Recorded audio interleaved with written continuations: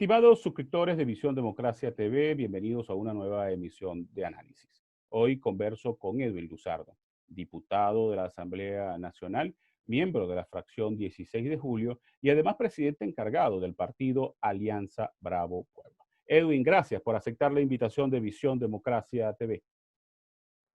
Gracias a ti, Darwin, por esta nueva oportunidad, segunda posibilidad que tengo de que conversemos por este medio. Es correcto, la Y primera fue mi eso, programa Contrastes. Ujú. contrastes, ajá. Pero bueno, contigo. Es correcto. Estamos Edwin, ahora en Visión Democracia. exacto. Edwin, quisiera Ok. comenzar contigo la entrevista o la conversación con estas amenazas que el régimen está haciendo a los diputados que actualmente siguen en la Asamblea Nacional y que están en el país, porque esas amenazas alteran cualquier estrategia que ustedes hayan podido configurar de cara no solo al 6 de diciembre, sino al 5 de enero del 2021. ¿Cuál es tu apreciación de esas amenazas? Bueno, eso desde el punto de vista del régimen obedece al libreto que tienen montado. Ya Jorge Rodrigo lo ha anunciado 5 veces en sus ruedas de prensa que le van a abrir expediente a los diputados a partir del 5. Yo creo que eso tiene rato ya montado. Y después lo dijo Delcy Rodríguez, lo anunció también Nicolás Maduro, y ayer, en una parodia de debate, eh, Iris Valera lo volvió a anunciar. Eso sencillamente obedece a una línea clara. Ellos van a perseguir, encarcelar, obligar al exilio a todos los diputados legítimos del país para quedarse ellos con el elenco que tienen montado de estos alacranes, que no es otra cosa que el nuevo chavismo. A mí no me viene el cuento de que son medio oposición, que son demócratas, falsos, son nuevo chavismo que están cumpliendo un libreto, que están cumpliendo un papel para poder tratar de legitimar unas elecciones fraudulentas, una asamblea que no va a tener ningún reconocimiento nacional ni internacional, y ellos sencillamente tienen que liquidarnos a nosotros para que ese elenco se preste, como ya se está prestando en estas elecciones, pero fraudulentas, pero que también se presten en el ejercicio futuro para poder articular lo que ya están anunciando.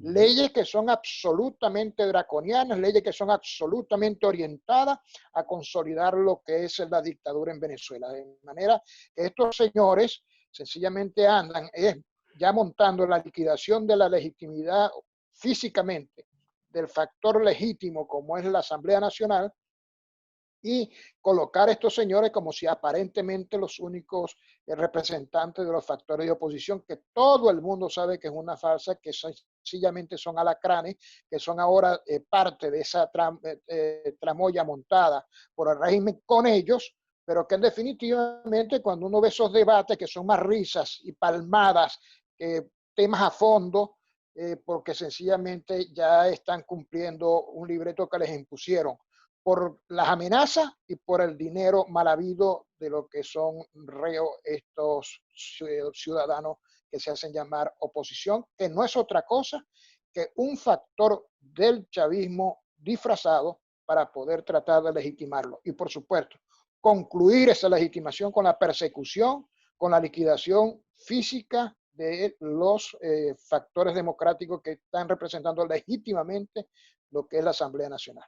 Edwin, me llama la atención que también han incluido amenazas o alusiones directas a Alianza Bravo Pueblo y a Antonio Ledezma. ¿A qué obedecen este tipo ya de señalamientos directos? Porque es normal, por ejemplo, a Guaidó, pero ¿qué ocurre con ABP y con Ledezma? Yo creo que es la posición tan sólida que hemos mantenido. Ellos últimamente han dicho algo que no le entiende nadie, porque todos saben que a pesar de que nosotros estamos muy claros en lo que es el aspecto institucional, con lo que es la Asamblea y el 233 de la Constitución, en eso estamos claros, pero que somos muy críticos de la forma como se ha llevado el itinerato, que somos muy críticos con lo que han sido los hechos de corrupción y seguiremos siendo, porque esto no se trata de una lucha entre bandas, esto se trata de una respuesta ética y moral del sector democrático del país contra esta acción delincuencial que significa el régimen. Y es por eso que nosotros creemos que debe dejarse claro todos estos hechos que han señalado a factores de la oposición, pero también en la forma sectaria como se ha manejado el itinerato. Eso lo dejamos claro. Estamos muy claros en eso y eso lo saben ellos, que nosotros tenemos distancia, pero en ese aspecto, pero en lo institucional ya es otra materia. Nosotros ahí somos muy sólidos, defendemos lo que es la parte institucional, que es otra cosa. Pero lamentablemente ellos han asumido, porque yo creo que ha sido la postura de Antonio y la nuestra, que no se ha doblegado en nada, que no ha ahorrado en conceptos para poder nosotros descifrar lo que está pasando en el país, y ahora nos involucran en las últimas ruedas de prensa diciendo que nos está financiando Guaidó y no sé quién más para poder nosotros hacer algunos actos de subversión, etcétera. Cuando ellos saben que nosotros tenemos una relación muy clara con el itinerato y con lo que es la asamblea, desde el punto de vista institucional, pero sabe también la distancia que tenemos en lo que ha sido la administración y lo que ha sido la política de ellos. Pero bueno, ellos yo creo que lo que están es anunciando una escalada represiva, así como con los diputados, están orientando a lo que puede representar Antonio y Alianza Bravo Pueblo en esta lucha, cuando hemos sido muy sólidos, muy firmes en lo que ha sido el planteamiento por la liberación del país. Edwin, yo tengo una preocupación desde hace 2, 3 meses sobre la falta de una estrategia clara de la oposición que lidera Guaidó a partir del 6 de diciembre. ¿Por qué? Porque nos guste o no, el 5 de enero, así sea con tanques de guerra, el oficialismo va a instalar la nueva Asamblea Nacional y a ustedes los van a perseguir. Pero no veo una estrategia de eso. Más allá de la consulta popular, no veo claridad en eso. ¿Estoy equivocado? ¿Estoy en lo cierto? ¿Hay una estrategia? ¿No la hay? Bueno, fíjate tú, haciendo un ejercicio con Antonio y otros actores, con Richard y los otros, con Mafir, con Juan Carlos, que son diputados de Alianza Bravo Pueblo, y con otros actores de Alianza Bravo Pueblo, nosotros decíamos y hacemos un balance. El régimen cuenta con el apoyo material desde el punto de vista bélico y tecnológico de Irán, de China, de Rusia, ahora con muy activo lo que es Turquía y otros, Cuba, que ya tiene ya 20 años aportando desde el punto de vista tecnológico, desde el punto de vista de apoyo bélico a lo que es este proyecto político. Nosotros hemos hecho un balance interno donde ellos están preparando esta arremetida contra todos nosotros y que siguen avanzando en ese sentido. Y nosotros entonces tenemos que dar respuestas muy sólidas, firmes, tanto internacional como nacionalmente. Ya no basta con los pronunciamientos que haga la comunidad internacional a favor de nosotros. Tenemos que lograr trabajar, activar definitivamente cuáles son los mecanismos reales, las amenazas reales para poder nosotros sortear la situación y poder lograr lo que todo el mundo aspira nacional e internacionalmente, como es el cese de la usurpación. Igual hablamos de lo que es la agenda interna. Y en la agenda interna nosotros hemos sido muy críticos. Hemos dicho que respetamos, porque hay gente que nosotros le tenemos mucha consideración, y yo creo que ese es un derecho en todo caso que han asumido, pero nosotros estamos con reservas profundas con lo que es la consulta. Y estamos en reservas profundas porque lo que nos llama la atención es el resultado de la misma. Está bien que haya un ejercicio democrático, pero ¿qué más ejercicio democrático que la elección de la Asamblea? ¿Qué más ejercicio democrático que tenemos una gran deuda con la consulta del 16 de julio de 2017, que al mes fue traicionada cuando se inscribieron unas elecciones convocadas por la constituyente? ¿Qué más ejercicio de lo que está pasando en el país le muestra que la última da un 83% rechazando lo que es el ejercicio de esta usurpación? Edwin, tenemos que ir a hacer una pausa. Pero fíjate, tú mencionaste sectarismo en el gobierno interino. Yo quiero que en el próximo segmento me hagas una evaluación, por cruda que sea, de los resultados de estos casi 2 años de interinato de Juan Guaidó. Ya regresamos.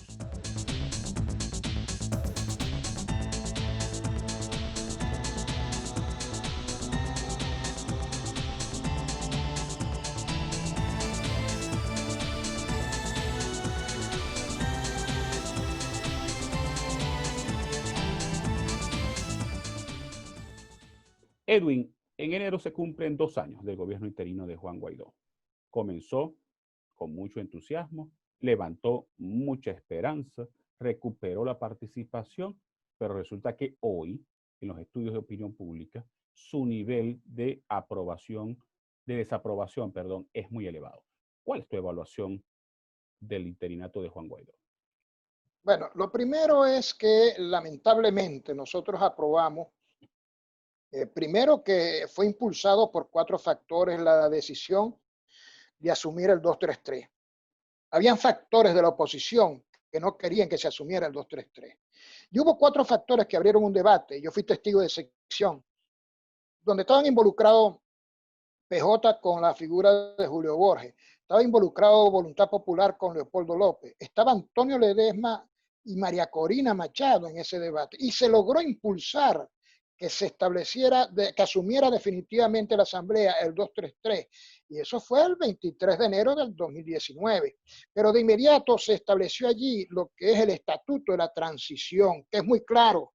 Son preguntas que yo no entiendo. El estatuto es claro cuando dice que el cese de la hasta que no haya el cese de la usurpación, se mantendrá vigente el 233, el itinerato y la Asamblea Nacional, porque lo demás que derive es ilegítimo. Esas son las figuras legítimas según la Constitución y según lo aprobado por la Asamblea Nacional.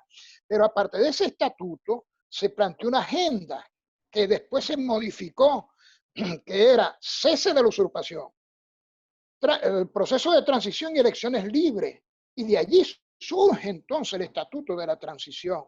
Pero en cambio después que está todo el pueblo en la calle, por la mayor manifestación, según las mediciones que hicimos que se ha hecho en este país en estos 20 años, fue precisamente el 23 de enero, pero después posteriormente surgieron infinidad de manifestaciones en la calle.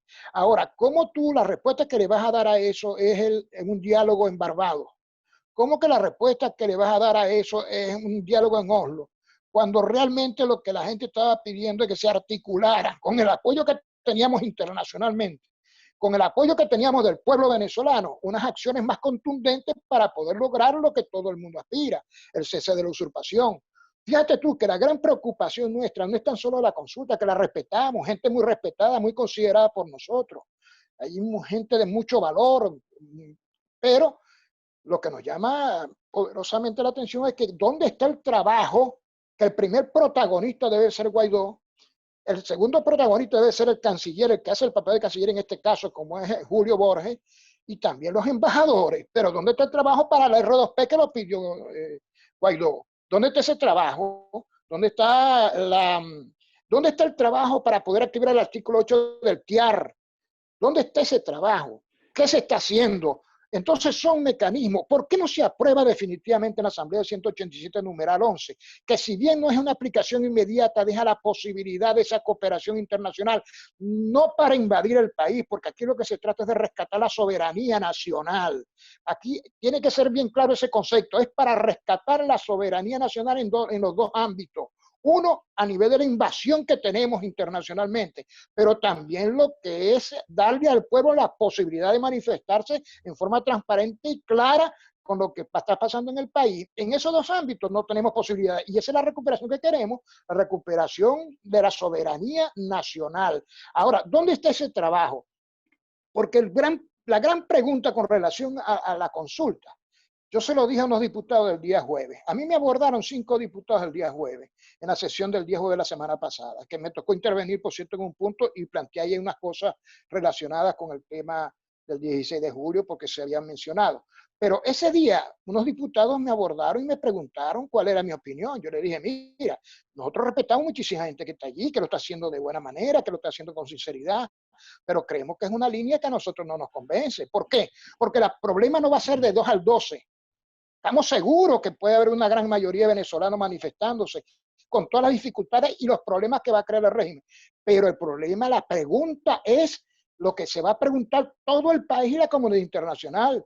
A partir del 13 de diciembre, ¿cuál ha sido el resultado de esa consulta? Porque la gente no quiere un resultado que diga, como decía antes Ibiza y Lucena, se obtuvieron tantas firmas y tantos votos. No, la gente lo que quiere es que cese la usurpación. ¿Cuál es la respuesta después del 13 para el cese de la usurpación? Esa es la gran pregunta. ¿Qué trabajo y qué plan B hay en base a después de la consulta con relación al cese de la usurpación? Mucha gente nos pregunta. Bueno, hay líneas estratégicas que se pueden decir y ya estoy diciendo algunas, Edwin, pero hay otras que podemos reservarnos. Me llamó la atención que mencionaste el R2P y yo coincido contigo. Yo no he visto, no he conocido ninguna acción formal del gobierno interino para solicitar el R2P. Si lo hubieran hecho, hubieran armado un escándalo a través de los medios y de las redes sociales. No ha ocurrido nada en torno a esa solicitud, ¿correcto? Pero bueno, sí, la evidencia es que inmediatamente cuando Guaidó lo pidió, yo te quiero decir la historia del R2P, y lo voy a confesar públicamente. A mí una vez Antonio hace 3 años me lo anunció, y yo le decía, ¿qué es eso? Te lo confieso, dije, el R2P. Bueno, buscamos en profundidad lo que significaba, y nosotros dijimos, bueno, es una vía, por lo menos para el trabajo de la ONU, la más expedita, la más importante. Y Antonio comenzó hace 3 años y nosotros, y por supuesto, apegado a eso, hacer campaña para solicitar dentro de otras herramientas, dentro del TIAR, dentro del 187 numeral 11, el R2P. Cuando el presidente Guaidó lo solicita al otro día, inmediatamente, ni siquiera al otro día, a la media hora, estábamos todos nosotros apoyando el R2P. Pero todavía hay manifestaciones de gente que está al lado del presidente Guaidó, que nos han dicho que están esperando las manifestaciones de lo que es ese equipo que está, de esos factores políticos que están al lado de Guaidó y que son miembros del gobierno interino. Ojo, que son bien miembros del gobierno y todavía no han hecho una manifestación con relación al apoyo al R2P. Entonces, es lo que nosotros convocamos. Vamos a tener coherencia, vamos a tener firmeza. A nosotros no nos pueden vender la unidad como un fetiche, no nos pueden vender la unidad como un chantaje. La unidad nosotros creemos en ella, pero cuando tenga claros los propósitos. No es para nosotros meternos en una línea absolutamente equivocada en función de la unidad. No, vamos a discutir cuáles son los mecanismos estratégicos que nosotros planteamos. Por eso hablamos de que hay sectarismo. No es el sectarismo en cargos burocráticos, ojo, que dejo quedar claro en eso. Nosotros no estamos pidiendo cargos burocráticos. Lo que hablamos de sectarismo es que no se debate ampliamente lo que debe ser la línea estratégica que nos conduzca a lo que es el desideratum del pueblo y de la comunidad internacional, como es el cese de la usurpación. Edwin, tenemos que hacer una nueva pausa. Te dejo un interrogante. La victoria de Joe Biden en Estados Unidos abre el escenario de la negociación y cierra definitivamente la puerta de una acción militar. ¿Cuál va a ser la postura de Alianza Bravo Pueblo frente a ese probable escenario de una negociación política y diplomática nacional e internacional? Ya regresamos.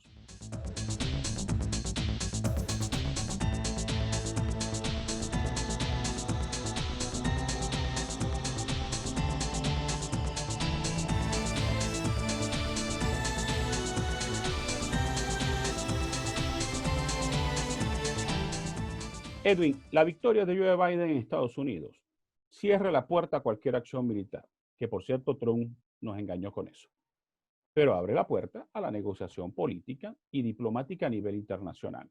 ¿Cuál es la postura de Alianza Bravo Pueblo frente a esa nueva opción para encontrar una solución a la crisis venezolana? Bueno, fíjate, yo lamentablemente tengo que hacer un balance rapidito sobre el escenario internacional. Comencemos por México. Teníamos un régimen un gobierno que apoyaba al factor democrático del país. Llega López Obrador y se anota con el régimen. Vamos a Panamá, gana también la centroizquierda, que se pronuncia a favor de Guaidó, pero que las manifestaciones son simplemente retóricas. Tenemos el problema de Argentina, que también hay un viraje dentro del campo ejecutivo y hay una orientación en base al reconocimiento de la dictadura. Vemos ahora el caso de Bolivia, pero vemos también la agenda del foro, cuando vemos que los violentos logran colocar 78% en Chile, cuando vemos que quieren incendiar a Colombia, cuando incendiar a Perú, quieren incendiar a Ecuador y quieren incendiar a Brasil. Ante este panorama, se presenta entonces el caso de Biden. Si bien nosotros creemos que en las instituciones de los Estados Unidos y que creemos que ese viraje no va a ser radical como lo están planteando, pero puede aletargar lo que es la solución venezolana y son mensajes negativos, porque ante este panorama latinoamericano, el triunfo de Biden, que una gran mayoría apostó a que si perdía Trump se perdía todo, y yo llamé la atención al respecto, porque nosotros no podemos apostar a que se pierde todo, nosotros tenemos que confiar en las instituciones norteamericanas, pero lo otro que lo que tenemos que confiar es en lo siguiente: Venezuela es un problema gravísimo de, humano para los venezolanos, pero ya es una amenaza para la paz de América y el mundo, en eso apuntando al principal factor como son los Estados Unidos. Y este proyecto del Foro de Sao Paulo no va a perdonar ni a Biden, ni a Trump, ni a nadie.